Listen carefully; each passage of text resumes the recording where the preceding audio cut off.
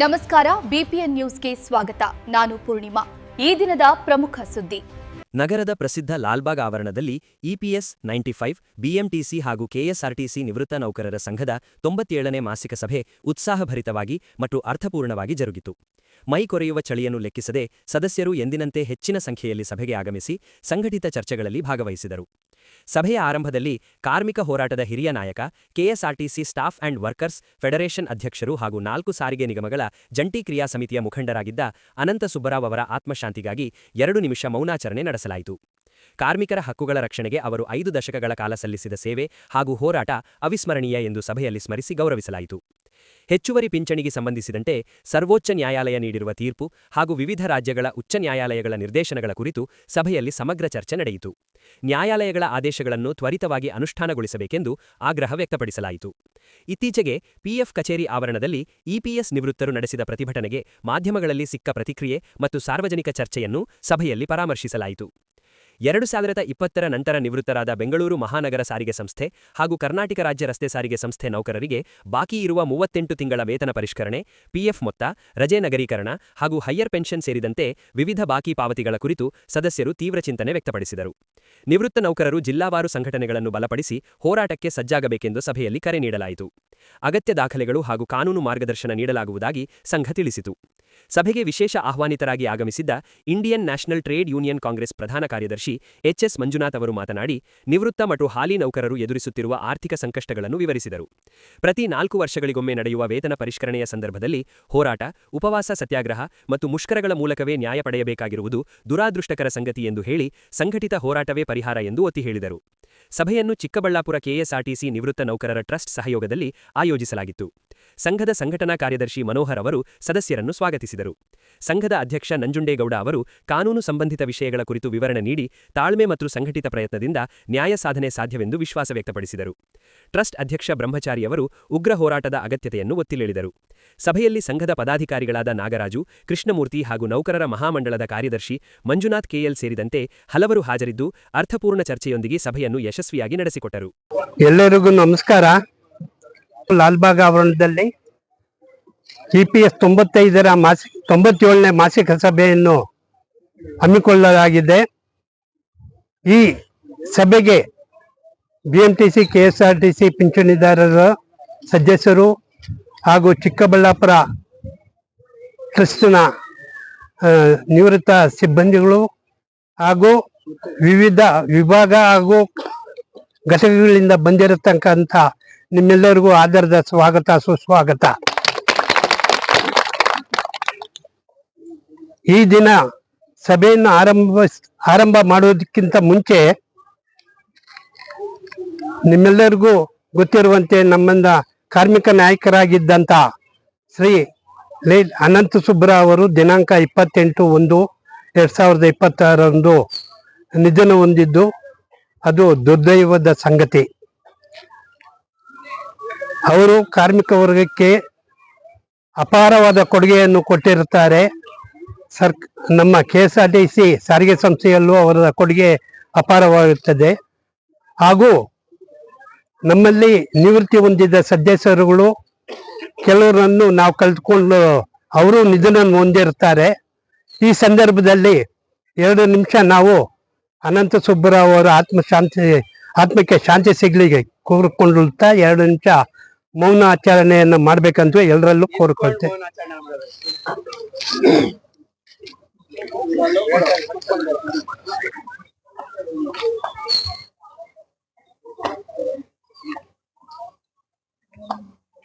ಹೋಗಿದೆ. ಈಗ ಸಭೆಯನ್ನು ಪ್ರಾರಂಭ ಮಾಡಲಾಗ್ತಾ ಇದೆ. ಶ್ರೀ ಅನಂತ ಸುಬ್ಬರಾವ್ ಅವರಿಗೆ ಆಸಕ್ತಿ ಇತ್ತು. ಒಂದು 38 ತಿಂಗಳ ಬಾಕಿ ವೇತನ ಮತ್ತೆ ಈ ಒಂದು 2024ರಿಂದ ಒಂದು ವೇತನ ಪರಿಷ್ಕರಣೆ, ಇವೆರಡನ್ನೂ ಕೂಡ ಮಾಡಿಸ್ಕೊಡ್ಬೇಕು ಅನ್ನೋದು ಅವರು ಮಹದಾಸೆ ಇತ್ತು. ಆದ್ರೆ ಆ ಆಸೆ ಕೊನೆಗೂ ಈಡೇರಲಿಲ್ಲ.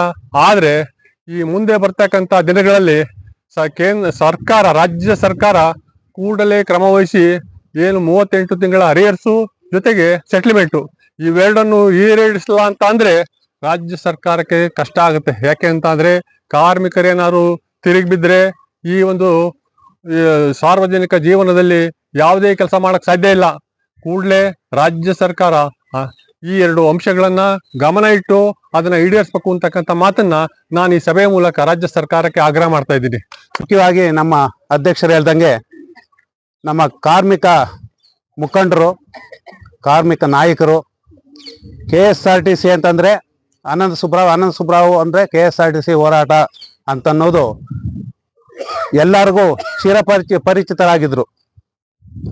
ನನಗೂ ಒಂದು 40 ವರ್ಷದಿಂದ ಅವರು ಪರಿಚಯ. ಪ್ರತಿಯೊಂದಕ್ಕೂ ಎಲ್ಲೇ ಯಾವ ಡಿಪೋದಲ್ಲಾಗ್ಲಿ, ಯಾವ ವಿಭಾಗ ಮಟ್ಟದಲ್ಲಾಗ್ಲಿ, ಏನೋ ಒಂದು ಗಲಾಟೆ ಆಗಲಿ, ಒಂದು ಚಿಕ್ಕದಾಗಿ ಹೋರಾಟ ಆಗಲಿ, ಒಂದು ಅನ್ಯಾಯದ ವಿರುದ್ಧ ಒಂದು ಡಿಪೋ ಮ್ಯಾನೇಜರ್, ಒಂದು DC ಹತ್ರ ಏನೋ ಒಂದು ಕೇಳುವ ಗುಂಪು ಸೇರಿದ್ದಾರೆ ಅಂತಂದ್ರೆ ಯಾರಿರ್ತಾರೆ ಬೇರೆ ರಾವಿರ್ತಾರೆ ಹಿಂದ್ಗಡೆ ಅನ್ನುವ ಮಟ್ಟಕ್ಕೆ ಹೋಗಿತ್ತು. ಅನಂತ್ ಸುಬ್ರಾವೇ ಇರ್ತಾರೆ, AITC ಅವರೇ ಇರ್ತಾರೆ ಅಂದ್ರೆ ಹುಟ್ಟು ಹೋರಾಟಗಾರರು ಅಂತ ಹೇಳುವುದರಲ್ಲಿ ತಪ್ಪೇನಿಲ್ಲ. ಅವರು ಮೊನ್ನೆ 28ನೇ ತಾರೀಕು ಹೋದ ತಿಂಗಳು ಬಹಳ ದೊಡ್ಡದಾದ ಒಂದು ಹೋರಾಟ ಜಂಟಿ ಸಮಿತಿಯಿಂದ ಹಮ್ಮಿಕೊಳ್ಳಲಾಗಿತ್ತು. ಅದಕ್ಕೆ ಅವರು ಬಹಳ ಶ್ರಮ ಪಟ್ಟಿದ್ರು. ಎಲ್ಲರೂ ನಾವು ಕೂಡ ರೆಡಿಯಾಗಿ, ಯಾಕಂದ್ರೆ ನಿವೃತ್ತಿ ಆಗಿರೋರು ನಾವು ಬರೀ EPS 95 ಪೆನ್ಷನ್ಗೋಸ್ಕರನೇ ಅಂತಂದಲ್ಲ, ಈಗ ಹಾಲಿ ಇರ್ತಕ್ಕಂಥ ನೌಕರು ಕೂಡ ನಮ್ಮ ಸಹೋದರ ಭಾವನೆಯಿಂದ ಅವರ ಒಂದು ಡಿಮ್ಯಾಂಡ್ ಅಲ್ಲೂ ಕೂಡ, ಅವರ ಒಂದು ಬೇಡಿಕೆಗಳನ್ನು ಕೂಡ, ಆ ಬೇಡಿಕೆ ಇಲ್ಲ ಹೋರಾಟಗಳಲ್ಲಿ ಕೂಡ ನಾವು ಭಾಗವಹಿಸೋಣ ಅಂತ ಅನ್ನೋದು ನಮ್ಮ ಅಧ್ಯಕ್ಷರ ಸಮೇತವಾಗಿ ಒಂದು 2 ತಿಂಗಳಿಂದ ಅದು ಪ್ರಿಪೇರ್ ಆಗಿ ನಾವು 2-3 ಹೋರಾಟಗಳಲ್ಲಿ ಭಾಗವಹಿಸ್ತಾ ಇದ್ವಿ. ಅದರೊಂದು ಭಾಗವಾಗಿ 29ನೇ ತಾರೀಕು ಉಗ್ರ ಹೋರಾಟ ಅನ್ನೋದು ಒಂದು ಚಳದಿ ಏನಾದರೂ ಆಗಲಿ ಈ ಸಾರಿ ಈ ನಮ್ಮ KSRTC ನೌಕರರಿಗೆ 38 ತಿಂಗಳ ಅರಿಯರ್ಸು, ಆಮೇಲೆ 1/1/2024 ಅಗ್ರಿಮೆಂಟು ಮಾಡಿಕೊಳ್ಳೇಬೇಕು. ಅದಕ್ಕೆ ಏನಾದರೂ ಆಗಲಿ ನಾವು ಸಿದ್ಧವಾಗಿದ್ದೀವಿ ಅನ್ನೋ ಮಟ್ಟದಲ್ಲಿ ತಯಾರಾಗಿದ್ದೀವಿ. ಅದಕ್ಕೆ ನಾನು ಇತ್ತೀಚಿನ ದಿವಸಗಳಲ್ಲಿ ಊರಿನಲ್ಲಿರ್ತೀನಿ. ಹೆಚ್ಚಿಗೆ ನಮ್ಮ ತಂದೆ ತಾಯಿಯವರಿಗೆ ವಯಸ್ಸಾಗಿದೆ, 97-99 ವರ್ಷ ಈ ರೀತಿ. ಇಬ್ಬರು ಕೂಡ ಬೆಡ್ ರಿಡನ್ ಇದ್ದಾರೆ. ಹಾಗಾಗಿ ಅಲ್ಲಿ ಹೆಚ್ಚಿಗೆ ಇರ್ತೀನಿ. ಇತ್ತೀಚೆಗೆ ಸ್ವಲ್ಪ ಒಂದು 6 ತಿಂಗಳಿಂದ ಈಚೆಗೆ ಬೆಂಗಳೂರು ನಗರದಲ್ಲಿ ಕಡಿಮೆ. ಅದಕ್ಕೆ ಅವರು ನೀವೆಲ್ಲಿದ್ದೀರಿ ಅಂತಕ್ಕಂಥದ್ದನ್ನ ಕೇಳಿದ್ರು. ನಾನು ಬಂದಿದ್ದೀನಿ ಸರ್, ಮೊನ್ನೆ ಅನಂತ್ ಸುಬ್ರಾವ್ ಅವರ ಒಂದು ಇದಕ್ಕೆ ಅವರು ಇದರ ಸಂದರ್ಭದಲ್ಲಿ ನಿಧನರಾದ ಸಂದರ್ಭದಲ್ಲಿ ಬಂದಿದ್ದೀನಿ. ಮತ್ತೆ 29ರ ಹೋರಾಟ ಏನಿತ್ತು ಅದರಲ್ಲಿ ಭಾಗವಹಿಸ್ಲಿಕ್ಕೆ ನಾವು ಜಂಟಿ ಸಮಿತಿಯ ಭಾಗವಾಗಿ ಕೂಡ ಬಂದಿದ್ದೀನಿ ಅಂತ, ಇಲ್ಲೇ ಇದ್ದೀನಿ ಬೆಂಗಳೂರಿನಲ್ಲಿ ಅಂತ ಹೇಳಿದೆ. ಆಗ ಅವರು ಇಲ್ಲ, ಈ ರೀತಿ ಸಭೆ ಇದೆ, ನಾವೆಲ್ಲ ನಿವೃತ್ತ ನೌಕರರು ನಾವು ಸೇರ್ತಾ ಇದ್ದೀವಿ, ಬನ್ನಿ ನೀವು ಕೂಡ ಅಂತ ಹೇಳಿದ್ರು. ಅವರ ಕರೆಯ ಮೇರೆಗೆ ಮತ್ತು ಅವರ ಕರೆದ ವಿಧಾನ ನನಗೆ ಬಹಳ ಇಷ್ಟ ಆಯಿತು. ಅದಕ್ಕಾಗಿ ನಾನು ಬರಬೇಕು ಅಂತೇಳಿ ನಾನಿಲ್ಲಿ ಬಂದಿದ್ದೀನಿ. ನನಗೆ ತುಂಬಾ ಸಂತೋಷ ಆಗ್ತಾ ಇದೆ. ನನ್ನ ಜೊತೆ ಕೆಲಸ ಮಾಡಿದವರು ಇಲ್ಲಿದ್ದೀರಿ, ನನಗಿನ್ನ ಮುಂಚೆ ನಿವೃತ್ತಿ ಆದವರು ನೀವೆಲ್ಲರೂ ಇದ್ದೀರಿ. ನಿಮ್ಮೆಲ್ಲರೂ ನೋಡಿ ನನಗೆ ಇದೊಂದು ರೀತಿ ಸೌಭಾಗ್ಯವೇನೋ ಈ ಸಭೆಯಲ್ಲಿ ಭಾಗವಹಿಸೋದು ಅನ್ನುವಂಥದ್ದು ಒಂದು ಸಂತೋಷ ಆಗಿದೆ.